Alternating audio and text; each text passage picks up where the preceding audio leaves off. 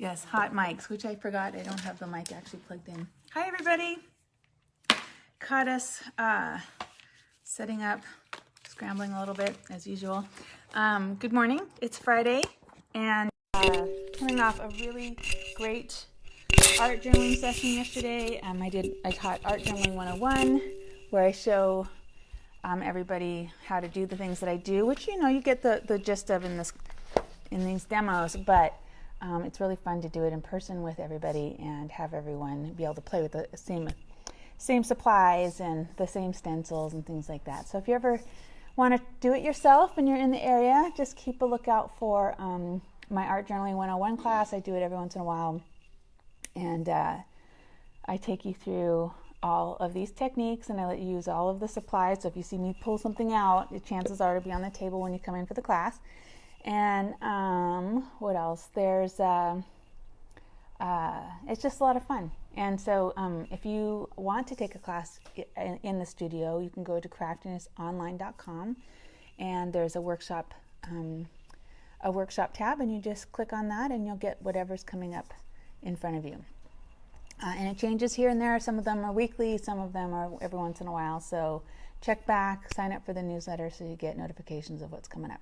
All right, so I'm going to art journal today, and I'm just going to keep going in the book I was using last night for my class, which is an old, I don't know if it's old. It's let's see, it might be an IKEA journal. No, it's a Canson.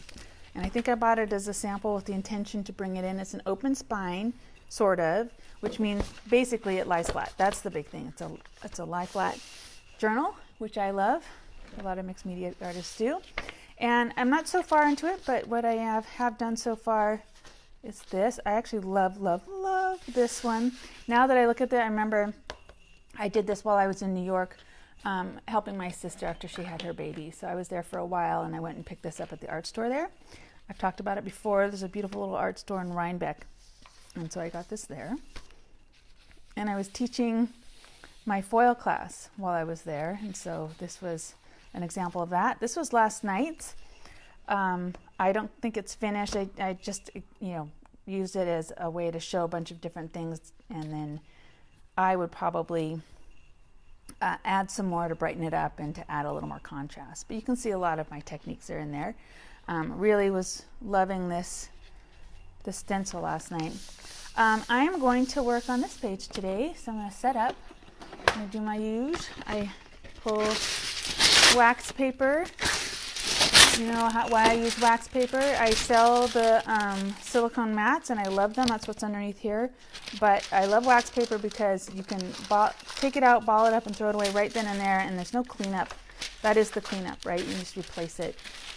And it's much easier than having to stop, move everything, wipe away your splashes, and then put it, and then set everything back up again. So, all right, I am going to start, where am I going to start? Yesterday we started with the whole idea of a blank page syndrome, is where you get stuck knowing how to start your work. And so we started with the easiest thing, which is just to spray a bunch of spray inks. You'll notice I haven't even gessoed this. It's just the straight up paper, which means that it's going to absorb. I've thrown that. This is Seth Apter's Eyes Ink spray. This is his Blue Moon, and then the Eyes Ink Shiny spray. So kind of the same product, but slightly different formulations. And actually, this one has a very strong smell compared to the Eyes Ink, the Seth Apter version. But this is their Shiny spray. Has some mica in it, and this color is Pearly Nacre. I don't know. Not sure. My high school French is failing me,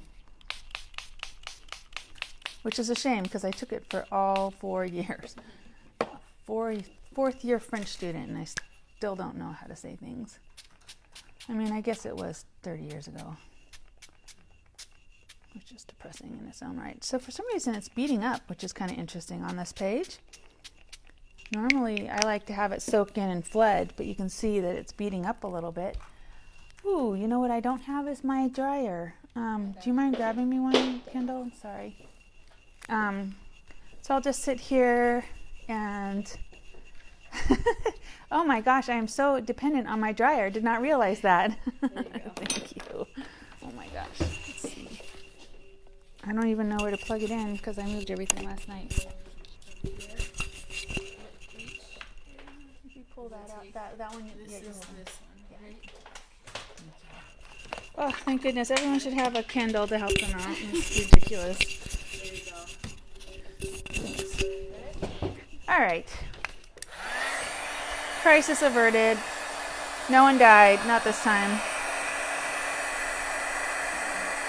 I'm having the kind of week where I've said that to myself a lot. No one has died. No one will die. Not a big deal. Let it go. Breathe.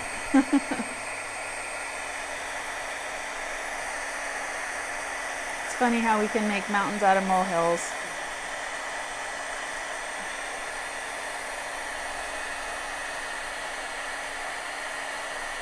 But that was interesting. I was not aware of how attached to my heat gun I am. To not find it. And this particular heat gun's a lot hotter than the usual one I have plugged in, so it's really drying my stuff. The flip side of that is that this is the heat gun that sometimes scorches work because you don't realize how hot it is, and then until it starts to smoke. That happened last night. No, this is good. I know that about this. But if you don't know that about this, you might be wondering why there's why the room gets hazy. I actually like how fast it dries because I like to joke in my classes is that people have paid to watch paint dry, literally. But there's something very zen about it as well, right? Watching something dry up in front of your face. Watching the colors shift, because the colors will shift as they dry. Whew, look, it's like a little Monet painting. I must have something on the other side that's preventing it from soaking in, because it has beaded up on the top, which is interesting, because that is a paper. It's paper. And this is sketchbook paper, so it's thin and pulpy, and it should absorb to some extent. It might be marker paper, which means it's treated with something. All right, and here's a trick. If you get to the point where you're too lazy to keep blow drying, just go and blot those bits away, and that can leave its own impression. That's kind of fun. You can see the sort of empty spots when you do that. Like the art shop you like called the Rhinebeck Artist Shop? I think so. It makes sense. I just googled that. It's adorable. It's like a little house. Little yellow house, yeah. It's very crowded with stuff, as all art supply shops should be. But, okay, so now I'm going to stencil. And I'm going to use this transparent matte from Ranger. You could also use a ice from Seth Apter, or a transparent molding paste, or even a gel medium, a hard gel medium would do the same thing. And the idea is that I'm going to trap some of this color I just put down underneath a translucent layer. And like ice comes in colors, so you can choose a color to put over top of it. This is all water soluble, so chances are some of it will get picked up by the paint that I'm putting down as I move it around. That's fine too. And then yesterday in the class, people are like, well, what do I do with this little extra? Well, there are a couple things you could do. One is you can just scrape it on and have it be another layer of, another moment of texture, but without the stencil. Or you can have a sidekick next to you, which I haven't had one for a while, but that's just another journal open to a page that you then use as a palette cleanser. And you would scrape that off on there. And sometimes I like what's happening in my sidekick better than in my journal, because you're not as intentional about it. And so it's very, very organic, whatever's happening on that page. Maybe next week I'll start by flipping through my sidekick. That might be kind of fun. I have a pretty good one that I kept for years, that I have kept for years.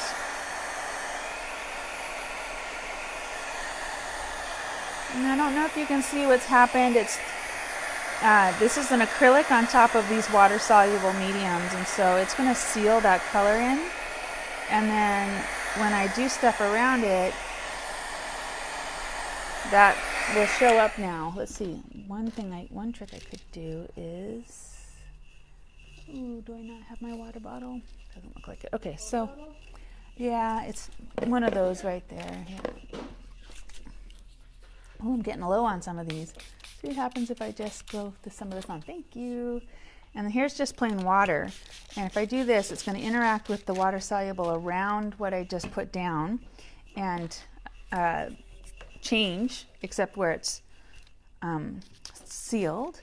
But you can see what there, that's the pink that I put down. It's interacting with that blue, but not the stuff that's underneath the texture I put down. More heat gunning.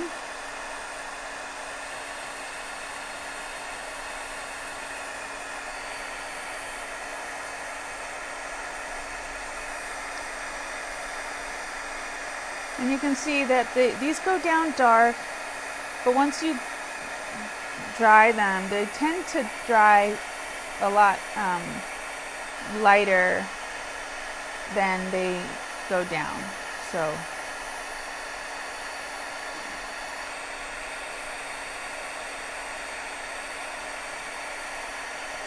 I've kind of got a little unique interaction going on there. See what happens over here.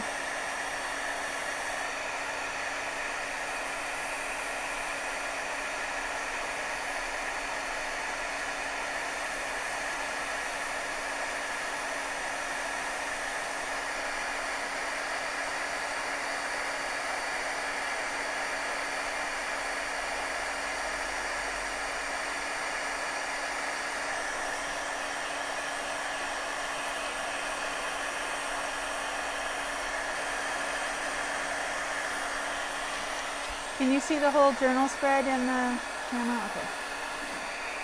Yesterday I did a whole live video on jelly printing and looked up, I hadn't set my computer up, and I looked up and realized that I'd been working off the frame for most of it, and so I just deleted it. Erase the evidence.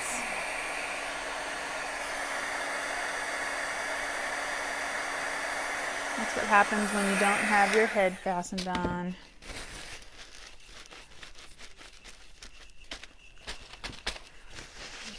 I'm going to add, so I like to do this thing where you layer the same stencil over and over and over again, and the reason to do that is because it creates this sort of layered effect that reads as a bokeh effect, and the bokeh effect is when you have things like, you know, when the raindrops in a photograph sort of, or the lights flare in the background. Or you're looking through a rainy window and you see it sort of makes all of these lights the further away look like they're further away and sort of out of focus. Anyway, I don't know if I'm explaining that so well, but yeah. Sometimes when you do this, you've got layers of more vivid medium on top of sort of less in focus medium because they're in the background now, and it gives that effect. Kind of fun. And again, when you have a little extra, just scrape it onto your page somewhere. Let it be a little moment. This is modeling paste from Liquitex. It's their professional series. It's their high-end stuff. I love it. It's like frosting. It has a little chalky finish to it, so it's going to interact with some of this stuff very differently from the molding paste and the texture paste.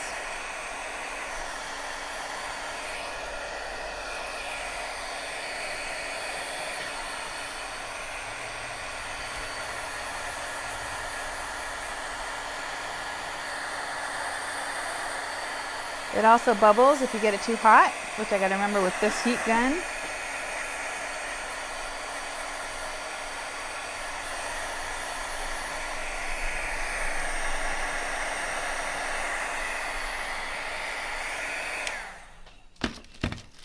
Alright, so I'm going to go back to throwing down another spray. This time I'm going to use, oh no, that's the,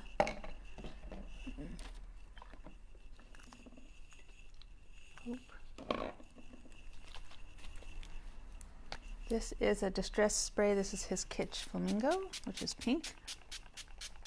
So now it's going to interact with the various layers that I have in there, and it's going to, you'll see the modeling paste is absorbing some of the color, which is what I like about it. It's a little chalky like that. And it's pooling around that texture. It's sitting on top of the texture paste, the Ranger texture paste. So now I've got these moments of texture interacting with everything.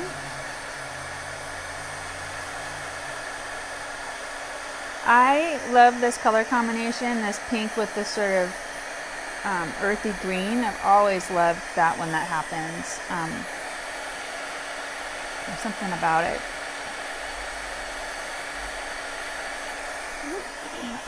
Need something smoke. I am definitely making something burn. Do you see that? I don't know what it is though. That's hilarious. Maybe it's something on, oh, it's something on the actual heat gun. Interesting. I'm not burning my work, I promise. Though that might be kind of fun.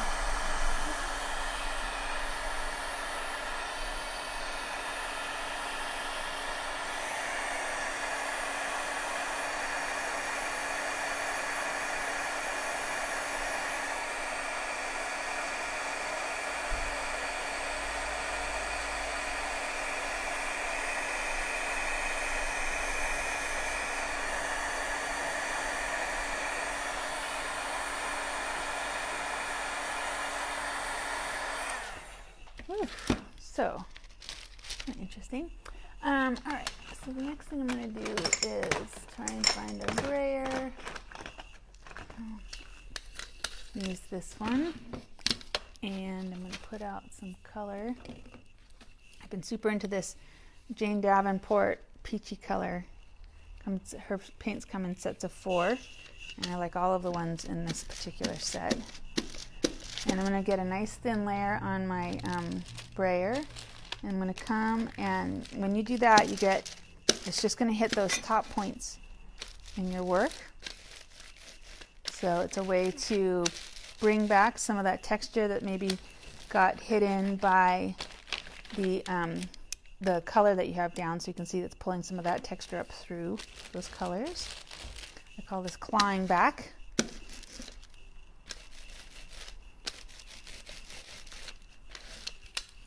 And it also creates a veil over your work that can change the tone of it if you thought it was getting too dark, or if you wanted to bring a little contrast in. That's a good way to do it. Here is my Dina Wakley gloss spray in turquoise. We all know that these, because they're acrylics, unless you are very, very careful with them, they clog. And guess what? I'm not very careful with them, so I'm just using it as a splat at this point. Splatter. Just add some color that way. I do have, and I think this is worth showing you, these. I finally have these tips in stock, and they replace the spray tip for these, and then they're like a glue tip. You know, the fine glue tip pins where you end up, there's a little pin in there so it stops it from getting clogged, and so you can then use this as a paint pen. Whoop. And you can write things and doodle things or drop color in places that you want to put it. You then need your glasses to put the lid back on, but that's okay. And then, you know, I didn't really like that, so I'm just going to do that. And I'm actually going to scrape it. So I've liquefied it a little bit. I'm going to scrape it across this texture here and see what happens. Sometimes when you do that, it's a way to, again, highlight that texture. Yeah. Or muddy your work. I don't know. Actually, now that I did that, it's expanding around that the texture paste that I had down there.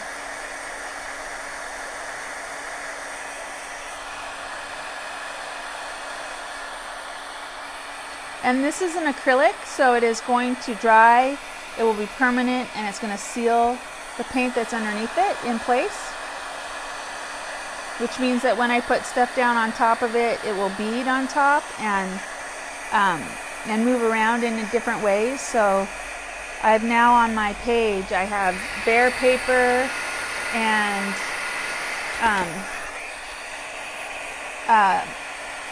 mediums like the modeling paste that absorb and mediums like the texture paste that resist.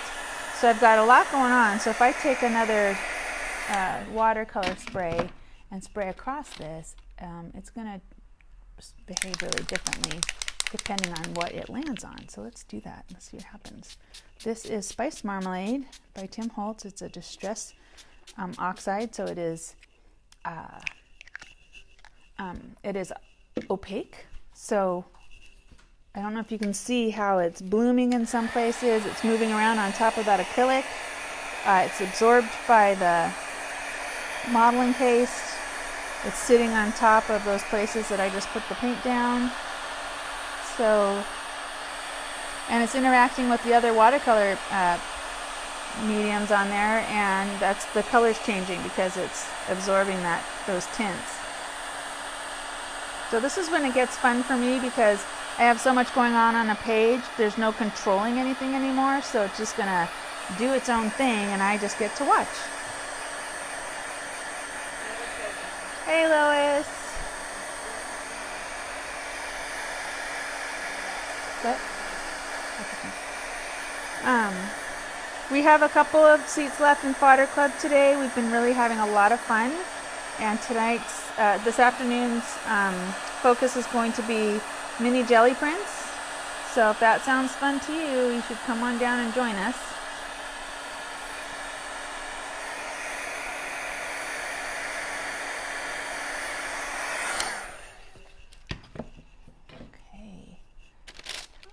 I did all that setup and still didn't manage to get all my stuff in the right place. This is Tim Holtz's new color. This is the spray, the stain. So not the oxide. So this is transparent, supposedly. It's a very dark color. And this is his newest color called Villainous Potion.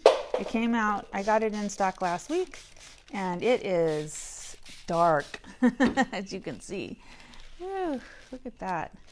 And again, it's interacting with everything else that's on the page, so it's really dark. Talk about instantly changing something. Let's see what happens when I blow this. It got muddy because it interacted with the greens and stuff that were on there. So it did not stay true to form. I could have stopped that by sealing. And one thing I could do, if you don't want this sort of muddying to happen, is you can always spray your page with a workable fixative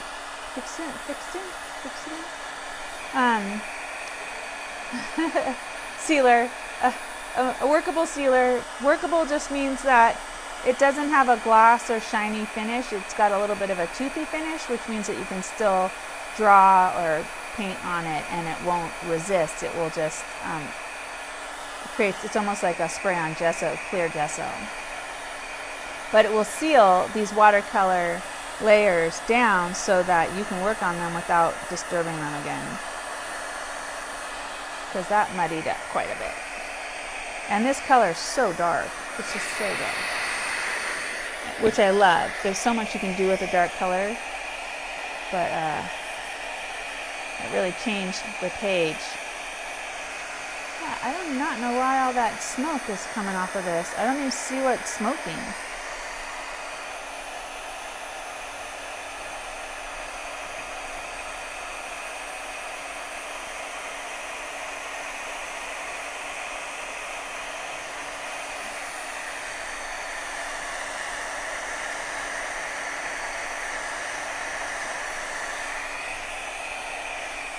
So this exactly the same thing that happened yesterday during my class happened to this, and it got super dark, a little muddy.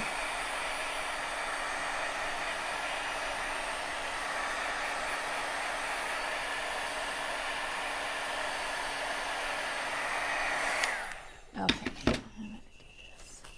Haven't had Starbucks napkin sitting around, so I'm gonna daub that off.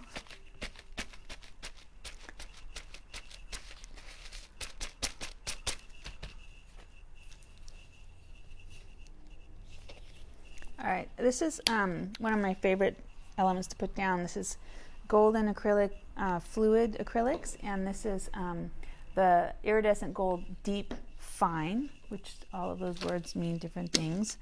Part of it's the color, the texture, the brightness. But I'm going to go ahead and roll that over the top. And I'm hoping that this gold, the richness of the gold, will offset how dark this got. And that the gold will actually, that darkness will then, you know, act as a nice backdrop for this gold, because I don't want this to be so dark. Hopefully you can see the gilded effect I'm getting out of this. Just pulling some of that texture back out, really highlighting.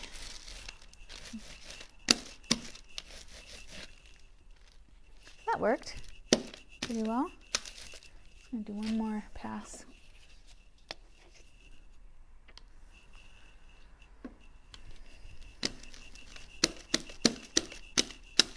Remember to coat your brayer. You want to roll it, pick it up and roll it again. You don't want to roll it back and forth because it'll just coat the brayer in the same spot. In order to really get your brayer covered, you want to pick it up and move it. Yeah. That seems to have worked. Done what I wanted it to do. Cool.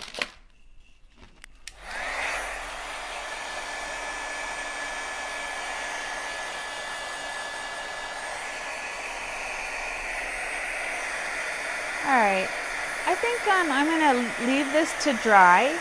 There's now a nice solid layer of acrylic on top of all of this stuff, so I'm going to let that dry, and then I might revisit this next week and layer up.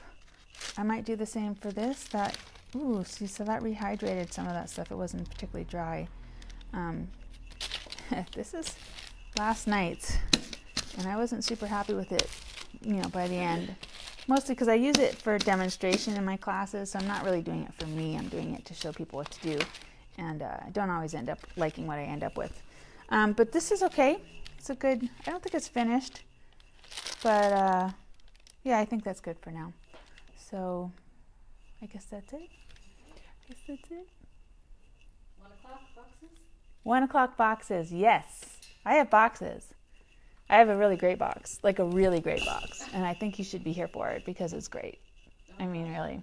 I'm glad I am Yeah, here. new inventory, new brand that you're not going to be able to get almost anywhere else. So you should be here for that. Yeah. Any Anyways. ducks left? Oh yeah, there's like three ducks left. 3 ducks? Three That's ducks. Yeah. It? Oh, boy. Okay. And I don't think they're particularly hard to find, but in fact I can see one right now. I don't know why people haven't found that one yet. Anyway, there are ducks. Come and get one, get a discount, enjoy the hunt. So hopefully see you at the store. Check out Fodder Club. Check us out at 1 o'clock for the boxes. And yeah, check out Instagram. Today's reel day, so we'll be posting a reel at some point. All right, everybody. See you later.